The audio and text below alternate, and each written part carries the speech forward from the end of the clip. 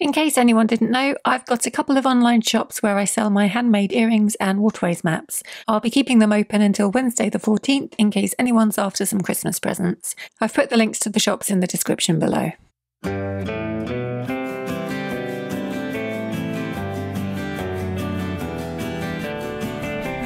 good morning. Morning. We are in...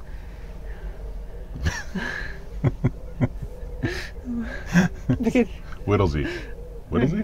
Whittlesey. Whittlesey. I think it's a C. C. Well, anyway. Good morning. We're above Ashline Lock. It's really nice here. There's a massive playing field and some picnic benches, which meant there were some kids drinking last night, but they were all right. And they even moved their rubbish from the picnic bench to the bin. Yes, although they did leave it outside the bin. And there is, it turns out, a very good vet, just a short walk that way. Yeah, we've got a poorly puppy. Yeah. So when we arrived 2 days ago, he was limping. Because we'd been on the boat all day, we hadn't really noticed it. And you'd noticed it a little bit, but it was ever so slight. I'd noticed some kind of favoring behavior. What I hadn't seen was anything that was like, oh yeah, he's definitely limped, or anything like that. It was just kind of a hint. Then when he stepped off the boat and basically fell flat on his face, it was, oh, no, he's really got a limp. Yeah. But if he walks right, he doesn't need to limp. So when you get him walking, then he just takes off. Yeah. But no, anyway, I took him in to the vet yesterday, which involved walking back to Ashline Lock, across Ashline Lock, and down the towpath on the far side into Whittlesey. It's only about into town. It's about 10-minute walk. And it was really good because it was Saturday morning and they saw you within like 2 hours. Yeah, no, it was really straightforward. I called them and they were happy to register us, and then I took them in for 10:30 in the morning, and they saw him right away. And when the vet came out, she was like, I don't think there's any actual damage. You know, he hasn't broken a bone, he hasn't dislocated anything, or at least as far as she can tell. But he's in quite a bit of pain because he does have an infection. So in his toe, his little toe. She's a little toey woe. And yeah, and so he's got antibiotics and he's got painkillers and he's very good at taking them. But he's also got a giant cone on his head. He has the cone of shame, and which is fine. But in a narrowboat, there isn't. It's a narrow boat. And there's a dog this wide in it all of a sudden. And so walking from one end of the boat to the other, he's like, oh, walked into that, oh, walked into that, oh, walked into that, oh, can't turn around, I'll try and back up. And then he tries to back up. Yeah, unlike me, he hasn't figured out how to move a large body through a small boat. Yeah, so it's cute, but it's absurd because George keeps doing things like last night he wanted to give me his customary kisses at night, and he came up and put the cone immediately above my Adam's apple and then started pressing his body weight into it. So I'm like, that's a quite choking. And yeah. And we left him alone, he was just sleeping on the bed. We left him alone for an hour or two, and then I came in and he'd obviously managed to take the cone off and licked his poorly paw, so that was which is exactly what we're trying to avoid. Yeah, it was a bit annoying, but he kept it on all last night, so hopefully just a couple more days. So that means we have one lock to travel through. We've called ahead to make a appointment to go through. You have to give them 24 hours notice to head through Stand Ground Lock and on to Peterborough, and that takes us onto the River Nene. So things are going to shift in terms of both who's controlling the system and how wide it is and everything. Oh, we should mention we decided not to go back to March. I think when our last video we thought we might go back to March and put the boat in the marina, but it just turned out it's too far. It's a long way. It's a long way. So we're not going to do that. Yeah, so we have about an hour to get there. Hour and a half we need to go. Okay, well, we have about an hour to get there. Oh no, hour and a half. So I've got more time. No, so we need to go now. You got less time. You said an hour and a half. Yeah. I said an hour. That's less time. Well, you told me that there's more time. We've got less time. It takes an hour and a half to get there. Oh, I said we've got okay. Well, right. So we've got about an hour and a half to get there, and it takes about an hour and a half to get there. So we got to go. But I hope it takes an hour and a half. George is going to have to sit on the front the whole time. Oh, I don't know. I'll try him on the back, but I can just imagine him being complete. I don't think it'll work. No, I do not want. I do not want to suddenly be shoved off the boat by a fast-moving cone. George will be sitting on the front with Joe. I'll be driving the boat. I still want you to be alone. I'll be fine. I will survive. I am resilient in the face of, well, not much really, but at the very least, I can. And if I know I'm 57 feet away from you and George, I'm probably okay. Anyway, bye-bye.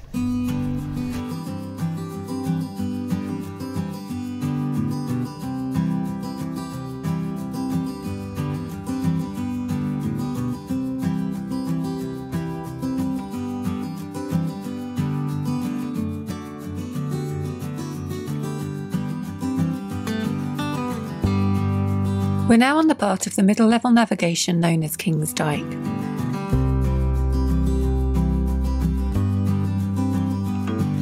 We're approaching the Brigate Bend, which is well known for being a bit of a blind corner.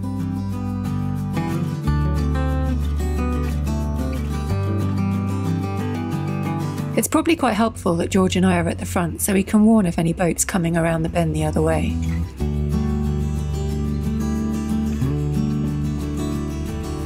We're safely round the corner and there's no boats in sight, which is a relief as it's pretty narrow through here.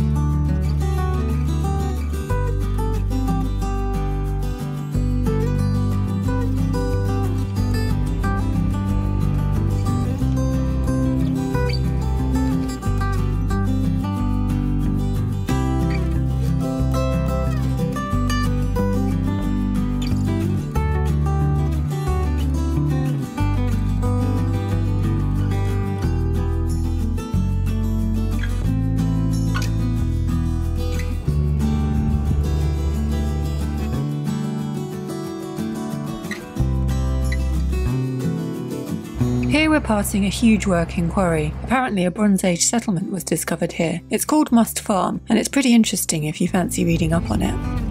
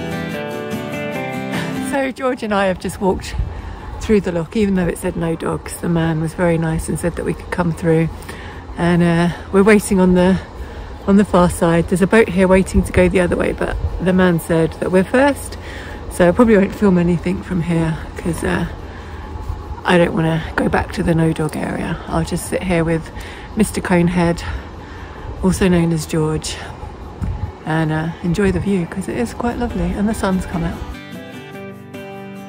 Alright, so this is Stand Ground Lock, and one of the things you notice when you get here is that they don't like dogs.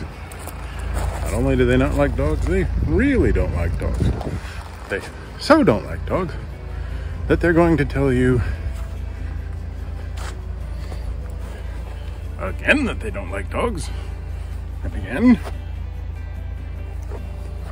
and again. And then there's another 7 of them up that way. So, you know, yeah, apparently they don't like dogs. George is safely on the other side. We got permission to take George through because he's got his collar. And whoever doesn't like dogs isn't here right now anyway. So, whatever. All right, they're opening up the lock. Yep, good to go.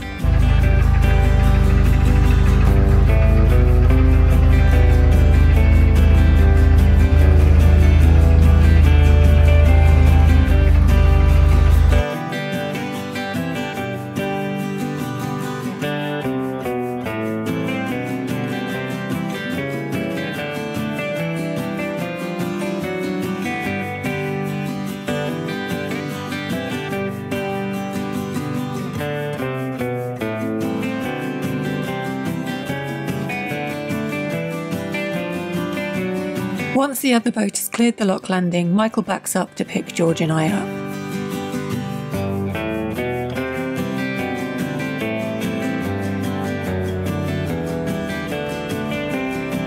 So that was Stand Ground Lock, and we're well and truly on the outskirts of Peterborough now. I think we're also on the River Nene, although not the main line of the river, the Stand Ground branch.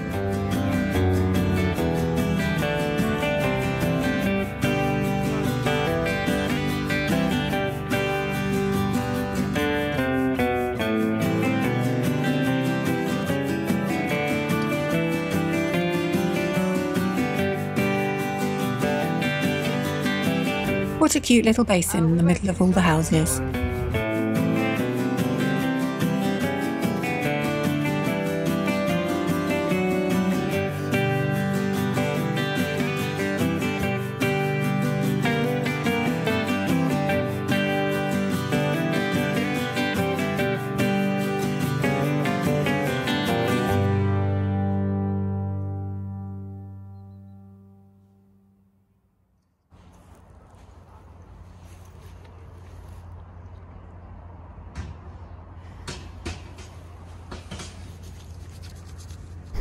It's been a really weird day today. It's only like 11 and we're at our destination, and now we're about to get on a train to London.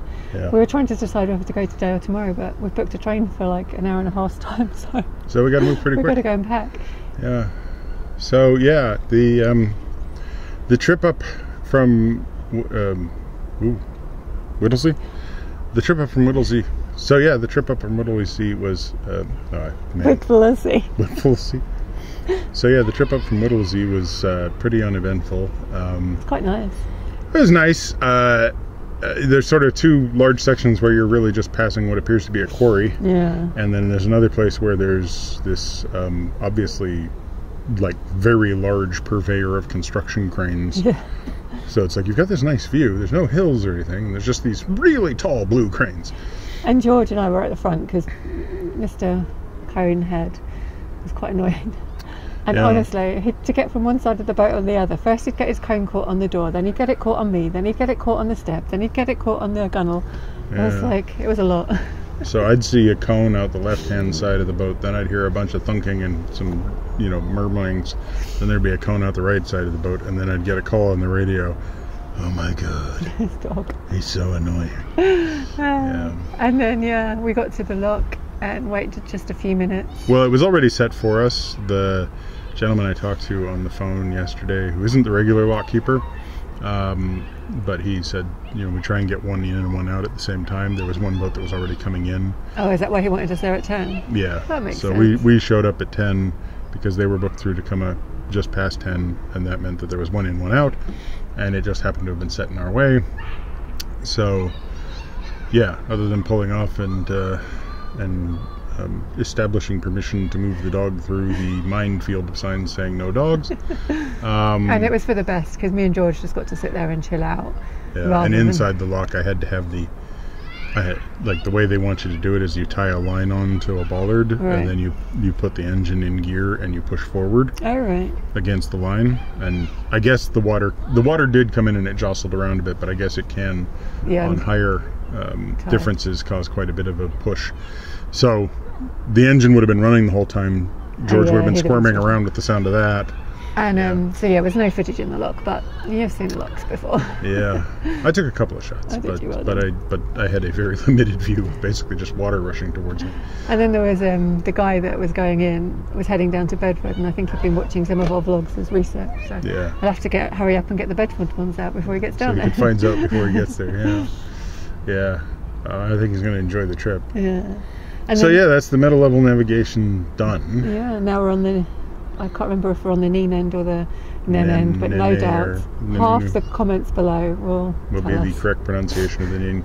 And no doubt, as before, two different people who both live in the same part will say different things about the spelling and pronunciation of the Neen. So if you do comment on the pronunciation, we might just like it and not reply. Yeah.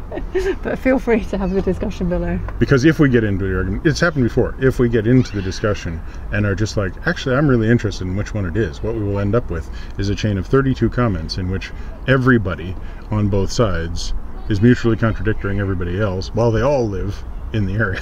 So I like calling it the Neen, so I'm just going to go for the one I like. Yeah. Sorry. Yeah. I like Nene, but I don't think that's I think you're in the minority. I don't think anybody says Nene. It looks like the river. Nene, I wanna hey goodbye. Singing again. Anyway, yeah. I'm just glad to be off the middle levels. Like, I don't want to be super negative on the middle levels, and I don't really. But it did feel like a transit, even though we went everywhere. It wasn't a destination. No, I mean the going everywhere was interesting in a sort of to get to the end kind of way. Ramsey, the town, was worth stopping in and seeing. But the moorings, no.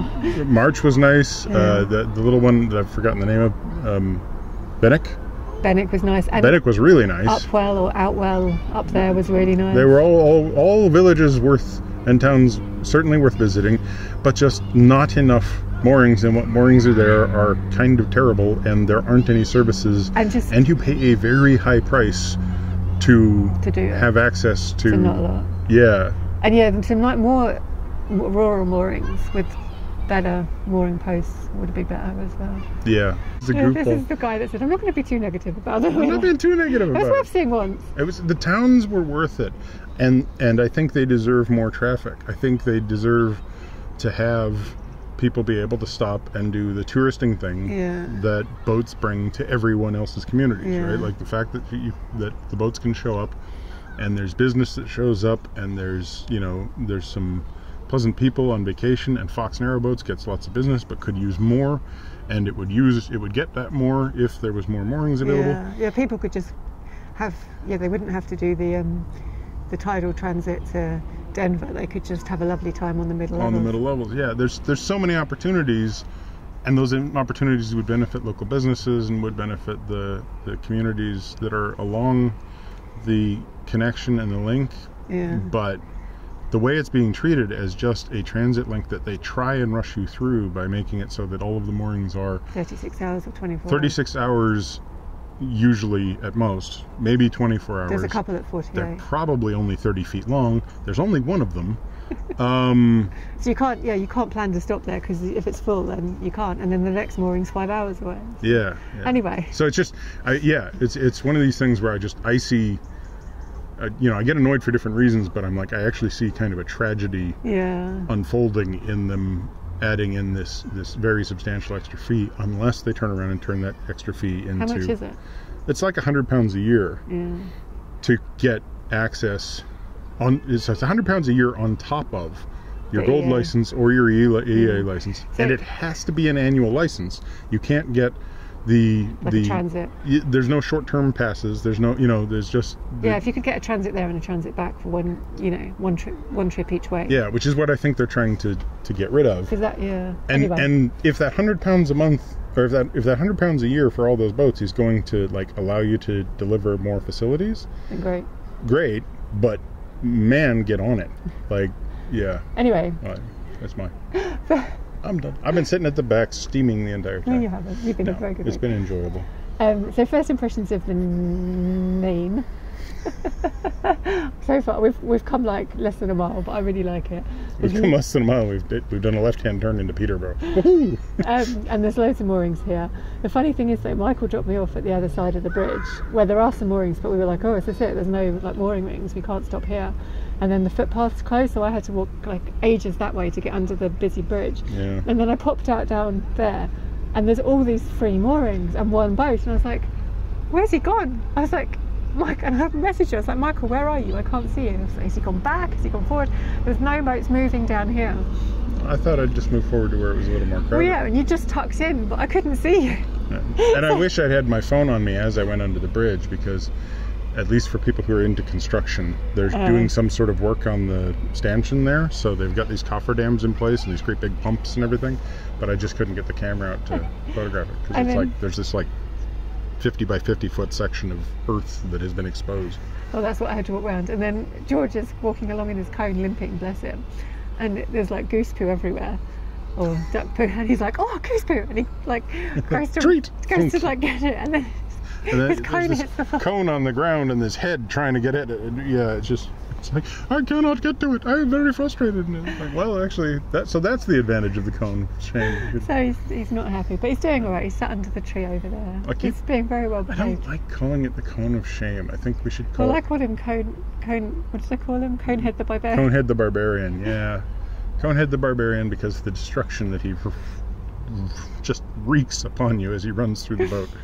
But yeah, Conehead the Barbarian works. I keep wanting to go with Conehead, or the Cone of Silence from oh, you won't know, Get Smart, but Max Smart. But yeah, just I don't know. Anyway, we had an hour and a half to get to the station. Now we've got an hour and 20 minutes, so we should go. Right, yeah. So thanks for watching. Give us a thumbs up, comment down below, subscribe if you haven't already. Subscribe to Minimalist Maximum Velocity for our time-lapse videos, and click that bell for notifications.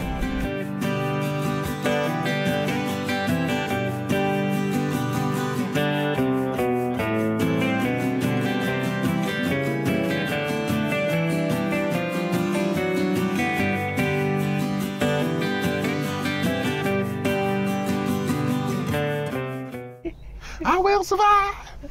Hey, hey. Yeah, all right. It's a great song. Now, next time it's raining men. So, we're on our way. What? That? That's the next one I'll sing. It's raining men. Hallelujah, it's raining men. Amen. We're still asleep. Well, that's a point. Which then implies that what we should do in this world is light people's urine on fire. And yell, "You're in trouble!" Put him down, let him slide.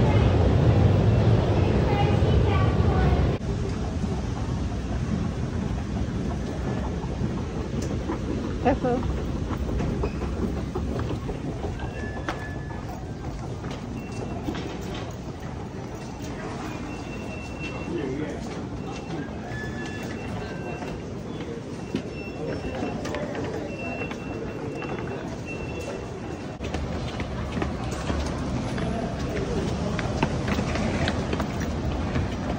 No, this is the outside bit behind us.